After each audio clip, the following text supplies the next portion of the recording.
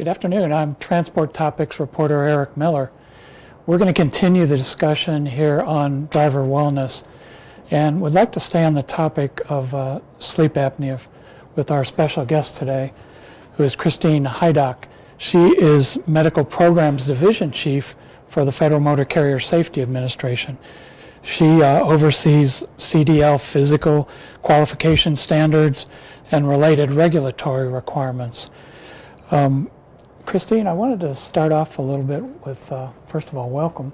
Thank you. Thank you, Eric. Glad to be here. I wanted to start off with why the agency is concerned about sleep apnea. Why is it a topic that's a priority? The agency is focused on the topic. Obviously, we have 13 qualification standards. This is one of those areas that falls under the respiratory qualification standard. Our main mission is safety on the highways, ensuring that everybody's loved ones and family return home safely, and this is one of those medical areas that falls under our 13 standards. I know there is not a commitment to do a rulemaking, but you have started the process with an advance notice of proposed rulemaking.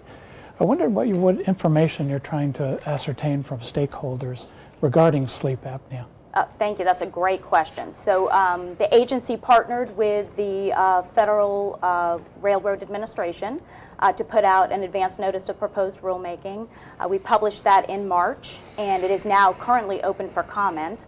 And what we're looking for to obtain in the advance notice of proposed rulemaking is information from the public related to the prevalence of moderate to severe sleep apnea, its potential consequences on safety, and cost and benefit information. So the information that we collect through this advance notice of proposed rulemaking allows the agency to evaluate the topic from several different perspectives.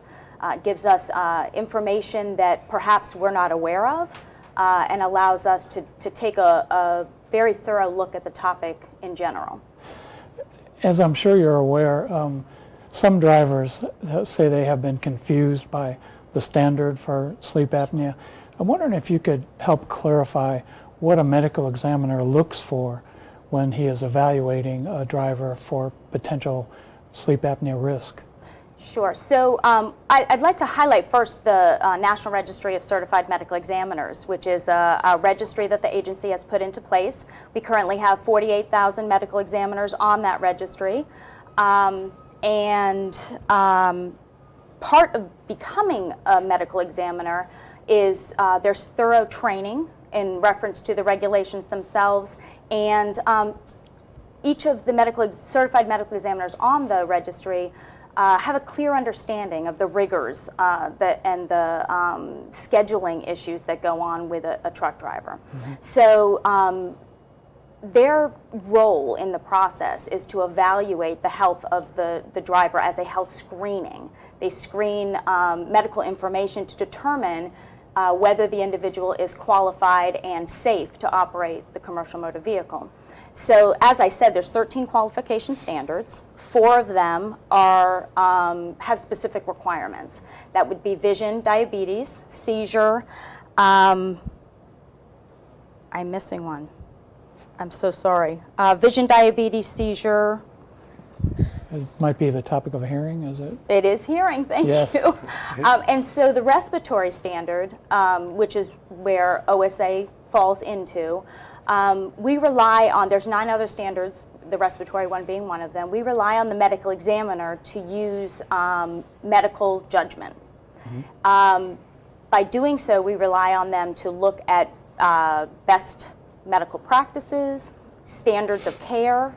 So there is no prescribed disqualification in this area. Therefore, the medical examiner uses information from the exam to determine whether or not the individual is or is not safe to operate the vehicle.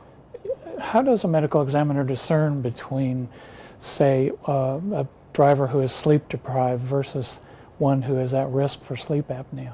They would use the screening information, discussions with the individual, the driver, to determine whether more information may be needed to make that determination. And those are situations in which they may require the individual to provide more information. Sleep studies, as we heard in the last segment, in order to diagnose whether that concern exists, whether that person actually is diagnosed with sleep apnea versus is just tired, fatigued. Some drivers I know have been concerned about the cost of sleep studies. I mean, is there any way that the agency can help defray any of the costs, or?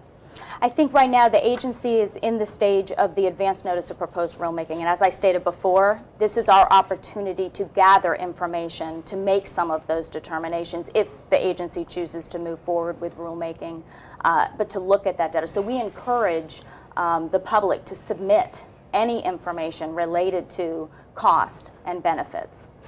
So, some of the trade organizations have said that the rule should be, any rulemaking, if there is and when there is one, should be concern itself with safety and not driver health. Do you agree with that? The mission of the agency is safety on the highway. So yes, we support, that is our mission. We want everybody to return home safely, and health is definitely part of the equation, but absolutely, safety on the highway is our #1 mission. I want to switch topics a little bit here. Can you describe or say how you measure the state of driver health in general? I mean, the industry obviously has a higher obesity rate, more smoking, things like that. I mean, how do you assess the state of driver health in general? So again, the physical examination is an assessment of the driver's ability to operate safely on the highway. Therefore, the focus of the examination is really on whether those individuals can meet the 13 qualification standards. Yeah, and the agency has developed a new medical examination form for medical examiners? There is a new OMB approved, Office of Management and Budget approved form that is not very different from what was used previously. It's now just a prescribed form that captures information on the examination. The National Registry final rule went into effect and the forms were to be used on December 22nd, 2015, and the agency extended that, gave a grace period for those forms to go into effect. So on April 20th, 2016, those forms are now to be used. What should drivers expect with the new form? Is there anything going to be different? As I understand it, it's designed to encourage the medical examiner to talk about a driver's health history. What should a driver expect? Well, really, the forms are no different than what was used previously. There is a health history section which asks specific questions about the driver's history, medical history.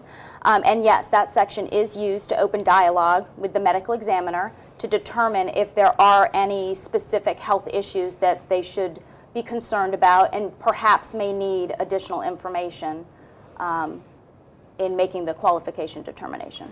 You know, I'm sort of intrigued by the notion that drivers may not be educated on what they should eat and how they should exercise and such. I mean, do they really not know that, say, for example, it's not good to eat a cheeseburger, you should take another choice? I mean, what is the level of knowledge out there on how to stay healthy with drivers? You know, I think it's obviously a topic that the more we talk about it, the more educated individuals will become. But I think in the first segment, we discussed a lot about the challenges that truck drivers face in eating healthy. Sometimes it's not necessarily knowing what the right choices are. That's certainly a part of it, but it's also the access to and the time schedule. So this is a great topic to be discussing to determine what are some ways and strategies that drivers could eat healthier and provide education to those individuals. Do you have any general ideas, any tips for drivers about how to stay healthy? I mean, from your long experience? I absolutely think some of the tips we talked about previously in the other segment are fantastic. You know, making sure that you're knowledgeable about labels, that you're not eating out of the package, that you're eating, you know, healthy foods that that are good for you, and gathering that knowledge. Well, thanks for your time. I appreciate it. Absolutely. Thank you.